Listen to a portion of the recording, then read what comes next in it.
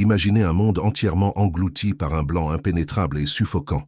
Imaginez les montagnes implacables des Alpes européennes durant un conflit qui a marqué un continent, où l'air lui-même était une arme, vous gelant jusqu'aux os à chaque rafale de vent glacial.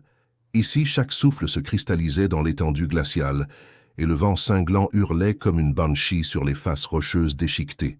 Le silence, quand il tombait, était profond et absolu, brisé seulement par l'écho lointain et feutré de l'artillerie ou par le craquement sinistre de la neige sous des bottes lourdes et invisibles.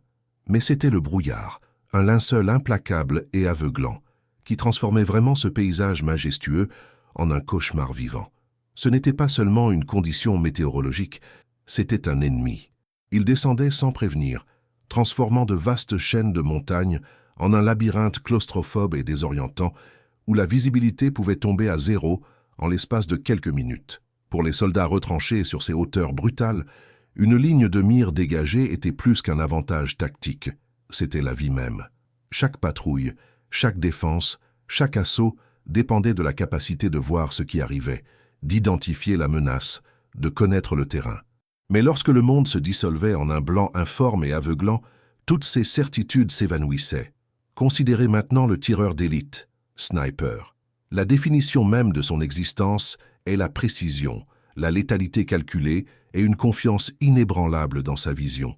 Son arme est le prolongement de son œil, son talent un témoignage de sa capacité à lire le vent, à juger la distance et à trouver la cible parfaite. Mais que se passe-t-il lorsque la cible, le terrain et même l'horizon cessent simplement d'exister? À quoi servent le fusil le plus sophistiqué, la main la plus ferme ou l'œil le plus perçant lorsque vous fixez le vide, incapable de distinguer un ami d'un ennemi, une roche d'une ombre? Dans ces conditions, les tactiques de combat traditionnelles, perfectionnées au fil des siècles de guerre, s'évaporaient tout simplement, rendant même le tireur le plus expérimenté complètement impuissant. C'était une réalité terrifiante et démoralisante, où l'ennemi devenait un fantôme, et chaque mouvement était un pari contre l'invisible. Les pertes augmentaient, le moral s'effondrait.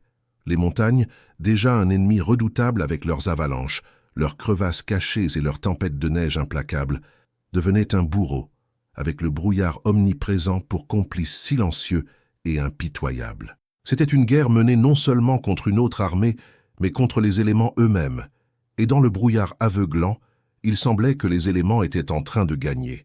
Le désespoir a commencé à s'installer, une certitude froide et rampante qu'il n'y avait aucun moyen de percer cette barrière naturelle, aucun moyen de prendre l'avantage lorsque le monde entier conspirait pour vous garder aveugle.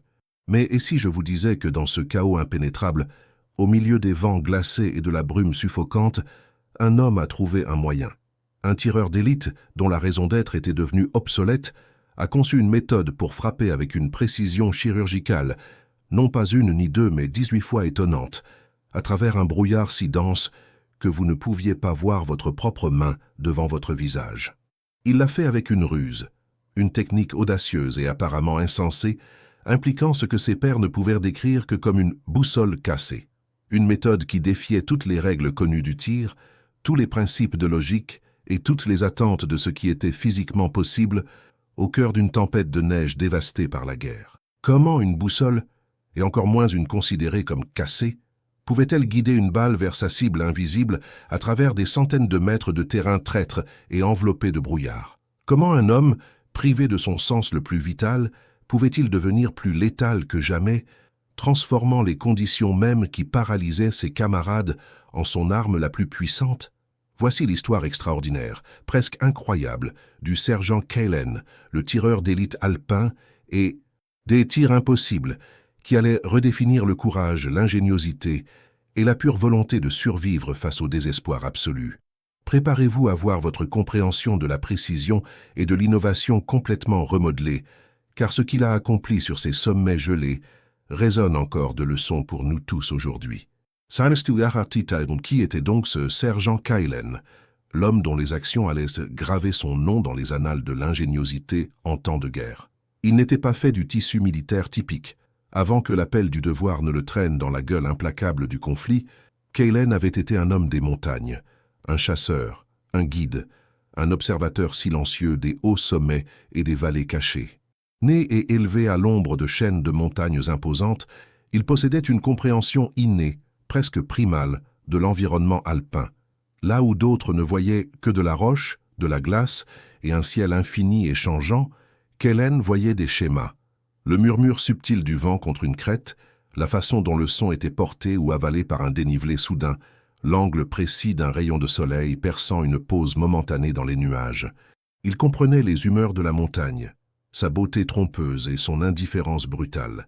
Cette connexion profonde avec la nature, cependant, faisait souvent de lui une énigme pour ses collègues. Au sein de son unité, Kellen était connu pour deux choses. Son adresse au tir presque surnaturelle, une compétence affûtée par des années à traquer le gibier dans des conditions périlleuses, et sa manière de penser profondément non conventionnelle. C'était un rebelle, un génie silencieux dont les idées semblaient souvent farfelues, voire absurdes, à ceux qui étaient confinés à la doctrine militaire rigide. Alors que ses camarades se fiaient aux cartes et aux protocoles établis, Kellen semblait naviguer à l'instinct, par une boussole interne accordée au pouls même de la Terre. Il soulignait fréquemment des détails que les autres manquaient complètement, prédisant des changements météorologiques ou des mouvements ennemis basés sur des observations si subtiles qu'elles frôlaient le mystique. Cela lui a valu un respect réticent, mais aussi une réputation d'étranger, un homme qui voyait le monde à travers une lentille différente. Pourtant, sous l'extérieur tranquille et l'esprit non conventionnel, se cachait une impulsion inflexible, un désir ardent de résoudre les problèmes, de trouver un chemin là où les autres ne voyaient que des murs impénétrables, surtout lorsque la vie de ses compagnons soldats était en jeu. Puis vint le brouillard suffocant, un voile blanc implacable qui paralysa les lignes de front. La visibilité chuta à quelques mètres seulement, rendant chaque lunette de tireur d'élite, chaque paire de jumelles, complètement inutile. L'ennemi, encouragé par cette couverture naturelle, commença à pousser son avantage, frappant impunément depuis les profondeurs invisibles de la brume. C'est dans ce creuset de désespoir que Kellen présenta sa proposition radicale, presque impensable. Il affirma qu'il pouvait toujours atteindre des cibles, avec une précision mortelle, même lorsqu'elles étaient complètement invisibles, enveloppées par le brouillard le plus dense. Sa méthode? Une technique qu'il appelait la boussole cassée. La réaction fut immédiate, viscérale et empreinte d'incrédulité. Ses officiers supérieurs, des vétérans endurcis qui avaient vu tous les tours du livre, le regardèrent comme s'il avait perdu la tête. « Sergent, vous suggérez que nous tirions à l'aveugle avec nos fusils ?» se moqua un officier, sa voix dégoulinant de dédain. « Ce n'est pas un jeu de salon, Kellen, c'est la guerre. Nous ne faisons pas de suppositions dans une situation de vie ou de mort. » Les compagnons soldats, le visage sombre après des semaines à lutter contre un ennemi invisible, chuchotaient entre eux, certains hochant la tête avec pitié, d'autres avec un sarcasme ouvert. La notion même d'une boussole cassée, guidant une balle, semblait défier les lois fondamentales du tir, un art entièrement construit sur la précision de la vue. Leur scepticisme n'était pas entièrement sans fondement. La stratégie militaire, en particulier celle du tireur d'élite, reposait sur des lignes de mire claires, sur le calcul du vent, de l'élévation et de la distance, avec la cible fermement en vue. Suggérer l'abandon de la vision, le sens le plus crucial pour un tireur pour une méthode abstraite et non prouvée, était perçu non seulement comme imprudent, mais comme suicidaire. C'était un défi direct à tout principe établi, à chaque heure d'entraînement, à chaque leçon durement apprise sur le champ de bataille. Le risque était immense, munitions gaspillées, positions compromises, et, le pire de tout, le potentiel de tir ami dans le voile blanc désorientant. L'idée fut catégoriquement rejetée, considérée comme une fantaisie impossible et dangereuse, née du désespoir. La proposition de Kellen fut écartée comme les rêveries d'un homme poussé trop loin par les conditions implacables de la montagne, sa perspective unique étant désormais perçue comme une excentricité dangereuse, plutôt qu'un atout potentiel. Mais le brouillard, indifférent au scepticisme humain, refusa de se lever. Les jours se transformèrent en semaines, et la situation sur les lignes de front devint de plus en plus désastreuse. Les pertes augmentaient à un rythme alarmant. Des patrouilles ennemies, enveloppées par la brume impénétrable, lançaient des attaques surprises, prenant en embuscade les lignes de ravitaillement et envahissant les positions avancées avant que quiconque ne puisse réagir. La menace constante d'un ennemi invisible, combinée au froid brutal et à l'isolement suffocant du brouillard, commença à avoir un coup psychologique dévastateur. Le moral chuta, remplacé par un sentiment rampant d'impuissance et de désespoir. Les soldats s'entassaient dans leurs tranchées, tendant l'oreille au moindre son, les yeux douloureux à force de fixer le blanc informe, sachant que la mort pouvait surgir de n'importe où, à tout moment, sans avertissement. La pression sur le sergent Kaylen devint immense, un poids écrasant des deux côtés. De l'ennemi, c'était la menace constante et insidieuse à laquelle son unité faisait face quotidiennement. De son propre côté, c'était la frustration de voir ses idées radicales rejetées, de voir ses camarades souffrir et mourir alors qu'il croyait détenir une solution. Il vit l'augmentation des pertes, les yeux vides de ses compagnons soldats et le désespoir croissant dans l'attente de commandement. Chaque nouvelle victime était un rappel brutal du coût de l'inaction, de l'adhésion rigide à la sagesse conventionnelle, alors que la sagesse conventionnelle avait été rendue obsolète par l'environnement lui-même.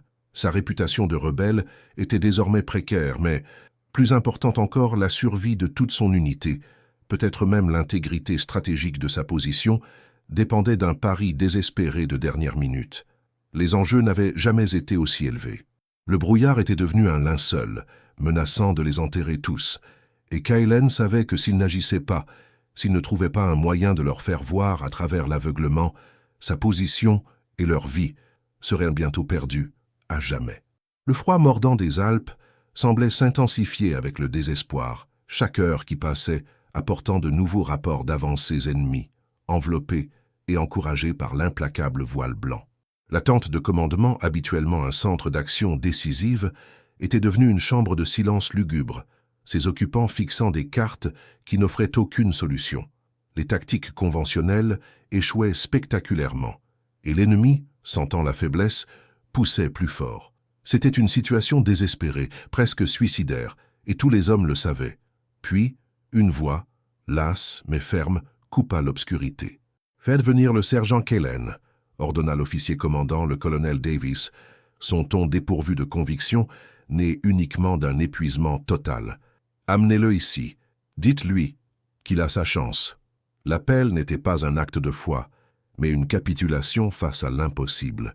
Kaylen, debout devant les officiers au visage sombre, n'y vit pas de la croyance, mais la dernière lueur d'un espoir mourant. Il comprit.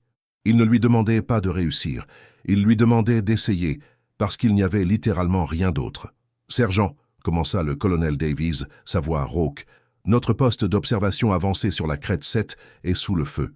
Nous sommes aveugles. Nos hommes se font éliminer. Si vous avez une ruse, Kaylen, c'est le moment de la montrer. Mais comprenez bien ceci. Si vous échouez, si vous compromettez notre position, les conséquences seront graves. Ce n'est pas un exercice. C'est notre dernier atout. » Le poids de ces mots, le désespoir brut derrière eux planait lourdement dans l'air glacial. Kaylen hocha simplement la tête, ses yeux calmes, ne trahissant rien de l'immense pression. Il se déplaça avec un but tranquille, saisissant son fusil, son équipement spécialisé, et la boussole même qui avait été ridiculisée comme cassée. Alors qu'il montait sa position, un petit groupe d'officiers et de soldats sceptiques regardait, leurs expressions un mélange de curiosité sombre et d'attente morbide. Ils s'attendaient totalement à un échec spectaculaire, une preuve finale et tragique que certaines batailles ne pouvaient tout simplement pas être gagnées. Sa ruse, comme il l'appelait, ne consistait pas à voir à travers le brouillard. Il s'agissait de voir sans la vue, de comprendre la montagne d'une manière que personne d'autre ne comprenait. Kaylen ajusta son fusil, puis positionna méticuleusement sa boussole. Ce n'était pas une boussole de campagne standard, pointant le nord. C'était son instrument, modifié et calibré grâce à d'innombrables heures d'observation et de calcul. Il avait passé des semaines, lors de rares moments de visibilité claire, à cartographier méticuleusement le terrain, notant chaque crête, chaque formation rocheuse, chaque point d'approche ennemi potentiel et leur attribuant des lectures angulaires précises par rapport à sa propre position. Sa boussole n'était donc pas destinée à la navigation au sens traditionnel, c'était un rapporteur hautement spécialisé, un outil de triangulation angulaire hyper précise. Il ferma les yeux un instant, laissant les sons de la montagne l'envelopper. Le vent, habituellement un ennemi, devint un allié. Il sentait ces changements subtils, comprenant comment il portait le son, comment il dévirait une balle. Il entendit les échos lointains et feutrés du mouvement ennemi, le faible grincement de bottes sur la neige, le cliquetis métallique de l'équipement, le murmure de voix invisibles. Ce n'étaient pas des bruits aléatoires. Pour Kaylen, c'étaient des points de données précis peignant un paysage sonore du champ de bataille invisible. Il combina ses indices auditifs avec sa connaissance intime du terrain, construisant une carte mentale tridimensionnelle du champ de bataille invisible, visualisant où l'ennemi devait se trouver, en fonction de leur son et des contours connus de la crête. Puis, il fit sa première lecture, non pas de l'ennemi, mais de sa boussole, l'alignant sur un angle précalculé qui correspondait à une position ennemie probable sur la crête 7. Il fit des ajustements minuscules, presque imperceptibles, à l'élévation et à la dérive de son fusil, non pas en fonction de ce qu'il voyait, mais de ce qu'il sentait du vent et de ce qu'il entendait des échos. Les officiers regardaient, perplexes, tandis que Kaylen prenait une profonde inspiration, son doigt pressant la détente. Cela semblait complètement insensé. Il visait le néant, au cœur d'un vide blanc. Le claquement du fusil brisa le silence tendu, avalé presque immédiatement par le brouillard dense. Un temps d'attente, puis un autre. Les soldats observateurs échangèrent des regards, une nouvelle vague de désespoir les submergeant. Avait-il manqué? Était-ce exactement ce qu'ils craignaient? Mais ensuite, un cri lointain et étouffé résonna à travers la brume, un son de douleur et de surprise. Une radio grésilla une voix pleine d'incrédulité. « Touché! On a un coup au but! Un abattu, crête 7! » Un soupir collectif parcourut la tente de commandement. L'incrédulité se transforma en silence stupéfait. Un tir, un coup au but, à travers un brouillard impénétrable. Ce devait être un coup de chance, une coïncidence fortuite. Kaylen, cependant, resta impassible. Il rechargea calmement, ajusta sa boussole d'une fraction de degré, écouta à nouveau et tira. Un autre coup. Une autre attente angoissante. Et puis une autre transmission radio. Encore un, 2 abattus. Mais qu'est-ce que... Le schéma continua. Chaque tir était délibéré, calculé, guidé par une symphonie invisible de données que seul Kaylen pouvait interpréter. La boussole cassée, qui ne semblait pointer nulle part pour les autres, était le guide infaillible de Kaylen, un prolongement de son esprit qui traduisait les murmures de la montagne en précision mortelle. Il tira encore et encore, faisant à chaque fois des ajustements infimes, attendant à chaque fois que la radio confirme l'impossible. 18 fois le fusil claqua.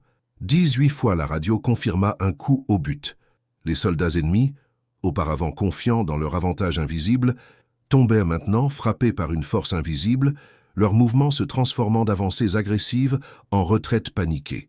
La transformation dans la tente de commandement était palpable. Le scepticisme qui avait été si dense quelques instants plus tôt s'évapora, remplacé par un étonnement aux yeux écarquillés. Le colonel Davis, d'abord rigide de doute, se penchait maintenant en avant, les yeux fixés sur Kaylen avec une révérence qu'il ne savait pas posséder. Le ridicule chuchoté cessa, laissant place à des murmures d'émerveillement et de respect réticents. Ce n'était pas un coup de chance, ce n'était pas de la fortune. C'était du génie, simple et pur qui se déroulait sous leurs propres yeux. Kaylen, le rebelle, l'étranger, n'avait pas seulement défié les lois du tir, il avait plié l'environnement même à sa volonté. Il avait trouvé un moyen de voir à travers l'aveuglement, de transformer le brouillard d'un bouclier ennemi en un manteau de tireur d'élite, et, ce faisant, d'arracher la victoire des mâchoires de la défaite certaine. Ça a été ça, moi, Cressid. Les conséquences immédiates des 18 tirs de Kaylen furent tout simplement miraculeuses pour son unité assiégée. La radio, qui quelques instants auparavant n'avait transmis que des rapports sombres de pertes croissantes, crépitait maintenant avec un autre genre de message. Confusion, panique, puis une retraite désespérée, presque incohérente, de l'ennemi. Le poste d'observation avancé sur la crête 7, qui était sur le point d'être envahi, était soudainement sécurisé. L'ennemi invisible, dépouillé de son avantage, avait craqué. Pour les camarades de Kaylen, la transformation fut profonde. Ils avaient combattu un fantôme, une menace terrifiante et invisible qui les éliminait un par un. Maintenant, ce fantôme était traqué par une force encore plus insaisissable, un tireur d'élite capable de frapper depuis le cœur du voile blanc. Le coup psychologique porté à l'ennemi fut immense. Comment combattre un adversaire que vous ne pouvez pas voir, un adversaire qui défie les lois mêmes de la visibilité? Leur confiance, auparavant renforcée par le brouillard, vola en éclats. Ils étaient maintenant les piégés, exposés et vulnérables à un prédateur invisible. Pour l'unité de Kaylen, L'impact fut immédiat et dramatique. Les pertes, qui grimpaient régulièrement, chutèrent. Le moral qui rasait le fond commença à remonter, alimenté par une révérence nouvelle, presque superstitieuse, pour leurs tireurs d'élite silencieux et non conventionnels. Le paysage tactique du front alpin, qui semblait totalement statique et désespéré sous la couverture suffocante du brouillard, connut un changement sismique. Kählen n'avait pas seulement tenu une position, il avait démontré une manière révolutionnaire d'opérer dans des conditions auparavant jugées impossibles. Sa boussole cassée n'était pas seulement une ruse, c'était une arme qui retournait l'environnement même contre l'ennemi, transformant une barrière naturelle en un avantage stratégique. La nouvelle du succès improbable de Kählen se répandit comme une traînée de poudre, portée par le crépitement des radios de campagne et les chuchotements étouffés de soldats émerveillés. Initialement, elle fut accueillie avec le même scepticisme qui avait salué la proposition initiale de Kählen. Les commandants des autres secteurs, confrontés à des conditions de brouillard invalidantes similaires, la rejetèrent comme un coup de chance isolé, un coup du sort, ou même un folklore de champ de bataille exagéré. 18 coups au but à travers une visibilité zéro? Impossible, ricanaient-ils, s'accrochant à leur doctrine conventionnelle. Mais les rapports continuèrent d'arriver, persistants et indéniables. Le colonel Davis, désormais un fervent partisan, y veilla. Il s'assura que des comptes rendus détaillés, corroborés par plusieurs témoins et des enregistrements radio, parviennent à la chaîne de commandement. La preuve était tout simplement trop convaincante pour être ignorée. Bientôt, des observateurs d'autres unités, initialement envoyés pour démystifier le mythe, arrivèrent à la position de Kählen. Ils regardèrent, fascinés et déconcertés, tandis que Kählen répétait son exploit apparemment impossible, guidant ses tirs à travers le brouillard le plus dense avec une précision mystérieuse. Ils le virent calibrer méticuleusement sa boussole, écouter les échos subtils de la montagne, sentir la direction du vent, puis tirer dans le vide blanc, pour que la confirmation revienne quelques instants plus tard. Ce n'étaient pas des coups de chance, c'étaient des actes de précision calculés et reproductibles. Les observateurs, autrefois sceptiques, devinrent des apôtres. Ils retournèrent à leurs unités, non pas avec des rapports de démystification, mais avec des appels urgents pour que la méthode de Kählen soit étudiée et adoptée. Kählen, toujours le rebelle tranquille, se retrouva sous les feux de la rampe, ce qui lui était étranger. On lui demanda d'expliquer sa technique, de former les autres à l'art de voir sans la vue. Il leur enseigna à lire le vent non seulement comme une force, mais comme un messager, à écouter la montagne non seulement comme un paysage sonore, mais comme une chambre d'écho précise. Il leur montra comment modifier leur boussole standard, les transformant de simples outils de navigation en rapporteurs angulaires sophistiqués, précalibrés pour des caractéristiques spécifiques du terrain. Il souligna l'importance de la connaissance intime de l'environnement, connaître chaque crête, chaque roche, chaque dénivelé et montée de la terre, même lorsqu'elle était cachée par le brouillard. C'était un processus méticuleux, exigeant un changement profond de mentalité, une volonté d'abandonner des siècles de dépendance visuelle. Tous ne pouvaient pas le maîtriser. Le mélange unique de Kählen d'intuition alpine innée, de préparation méticuleuse et de concentration inébranlable était rare. Mais même une adoption partielle de ces principes donna des résultats significatifs. Des unités qui avaient été paralysées par le brouillard trouvèrent de nouvelles façons d'opérer, de défendre et même de lancer des offensives limitées. La méthode de la boussole cassée, autrefois ridiculisée comme les rêveries d'un fou, devint une tactique reconnue, quoique spécialisée. Elle fut un témoignage du pouvoir de la pensée innovante, un rappel brutal que parfois, les solutions les plus efficaces se trouvent bien au-delà du manuel établi. Malgré l'impact profond de son innovation, le sergent Kählen ne chercha jamais la gloire personnelle. Il n'était pas un homme motivé par les médailles ou les promotions. Une fois que la crise immédiate se fut apaisée et que sa méthode commença à être intégrée dans l'entraînement tactique plus large, Kählen se retira discrètement en arrière-plan, reprenant son rôle de tireur d'élite, bien qu'il soit désormais vu avec un immense respect et une touche d'admiration. Il continua à servir avec distinction, ses compétences uniques toujours disponibles lorsque les montagnes s'enveloppaient à nouveau de leur voile impénétrable. Il n'y eut ni défilé, ni grand discours en son honneur. Il fit simplement ce qu'il croyait nécessaire, poussé par le désir de protéger ses camarades et de surmonter un défi impossible. Il resta le héros silencieux, un homme qui a regardé au cœur de l'aveuglement et a trouvé un moyen d'éclairer le chemin, avant de disparaître à nouveau dans l'anonymat tranquille d'où son génie avait brièvement émergé. Son héritage ne fut pas forgé dans la fanfare, mais dans les vies sauvées, les batailles gagnées et les esprits ouverts aux possibilités extraordinaires qui se trouvent au-delà de la sagesse conventionnelle. Cette histoire extraordinaire du sergent Kaylen, le tireur d'élite alpin qui a défié l'impossible, nous offre bien plus qu'une simple anecdote de guerre palpitante. C'est un puissant témoignage de l'esprit humain durable, un rappel brutal que la véritable innovation surgit souvent des endroits les plus inattendus et dans les circonstances les plus terribles. La boussole cassée de Kaylen n'était pas un coup de chance. C'était un défi profond à la sagesse conventionnelle, un écart radical par rapport au manuel établi. Il comprit que, lorsque les règles d'engagement sont rendues obsolètes par l'environnement, s'y accrocher signifie une défaite certaine. Sa volonté de questionner, d'expérimenter et de faire confiance à sa compréhension unique du monde qui l'entoure est une leçon pour nous tous. Pensez aux problèmes auxquels nous sommes confrontés aujourd'hui, que ce soit dans nos vies personnelles, nos carrières ou en tant que société. Combien de fois heurtons-nous un mur, convaincus qu'il n'y a pas d'issue parce que les méthodes traditionnelles ont échoué? L'histoire de Kaylen nous exhorte à regarder plus profondément, à voir non seulement les limites évidentes, mais aussi les opportunités cachées. Elle met en lumière l'immense pouvoir des solutions simples, mais ingénieuses, aux problèmes complexes. Il n'a pas inventé une nouvelle arme. Il a réinventé la façon dont un outil existant, combiné à une connaissance intime de l'environnement et à une observation aiguisée, pouvait débloquer une nouvelle dimension de capacité. Mais peut-être que la leçon la plus profonde concerne la persistance face au scepticisme. Kaylen a été ridiculisé, écarté, même considéré comme fou. Pourtant, il était resté ferme dans sa conviction, non par arrogance, mais par une compréhension profonde de ce qui était possible et un désir ardent de protéger ses camarades. Son histoire est un puissant soutien du courage dans l'adversité, un rappel que le chemin de l'innovation est souvent pavé de doutes et de moqueries.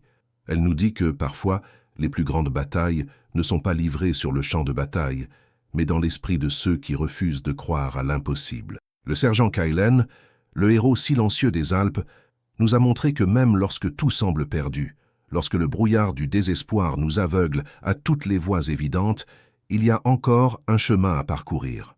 Cela exige que nous regardions au-delà de l'horizon de ce que nous pensons savoir, que nous embrassions la pensée non conventionnelle et que nous fassions confiance à nos propres idées uniques. Il s'agit de trouver notre propre boussole cassée, ce guide intérieur qui pointe non pas vers le nord, mais vers la possibilité, vers des solutions que les autres ne peuvent pas encore concevoir. Alors, au fil de votre journée, considérez les brouillards dans votre propre vie. Où comptez-vous sur de vieilles cartes qui ne vous servent plus? Où pouvez-vous défier la sagesse conventionnelle? Où pouvez-vous trouver une solution ingénieuse qui semble cassée aux autres, mais qui détient la clé de votre innovation? Si cette histoire d'ingéniosité et de courage a résonné en vous, cliquez sur le bouton « J'aime ». Partagez vos réflexions dans les commentaires ci-dessous. Quel moment de boussole cassée avez-vous vécu ou observé? Et n'oubliez pas de vous abonner à notre chaîne pour plus d'histoires d'exploits humains extraordinaires et de pensées non conventionnelles. À la prochaine, continuez à regarder au-delà du brouillard.